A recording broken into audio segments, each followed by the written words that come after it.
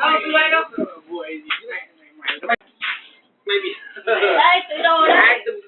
Nó đây từ lúc mà thằng Xuân nó đèo ấy chứ. Mày xuống đến đâu rồi? Người lăn nhé, u nhớ nhá con. À? Cái gì? Nhanh nào. Lăn đâu đi. Con nhanh nhanh em. À, thì nó bò đây kể cả Bạn á, nối á? Nối ai nối bên này, nối bên kia thôi. nó đập đi. Nối bên kia thôi. À, con ơi, đập đi. Dòng không? Mày có đá không? Mày chơi không? Thế nào? Thế nào không?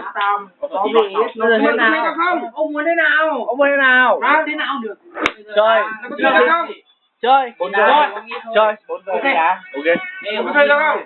Mấy thằng hôm nay thì có nhanh quá không? Nếu hiệp hai thằng không thì số mày chạy bằng mắt.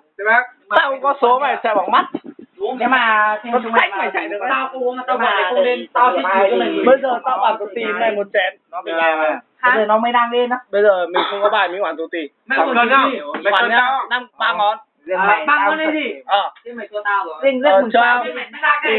Tao không thích. Mày chết này. Mày chết đi. Tao bảo mày chết ra đây. Không ạ, một ngụm thôi. Điển. Mày cho tao rồi. Thằng này nó bảo dám bảo anh bảo. Cái này lời hứa của tao mà nó. Thế mày tao mà xúc hứa lòng nha. Đố thằng nào để hết một bát rượu không ăn tao biết thằng này lòng cái giả gì đấy nhá. Nó làm mày có đá được không? Mày thích nữa không? Mày muốn cái gì nữa nào? Bây giờ mày thích cái gì? Thế mày cho mày 100 tao cho mày giả tiền sơn. Mày làm sao? Mày uống đi chung. Tao chỉ lấy lại nhưng mà gì đâu. Tao mày không đủ. Bây giờ anh em mình chơi riêng thì phải bia sau này nhá.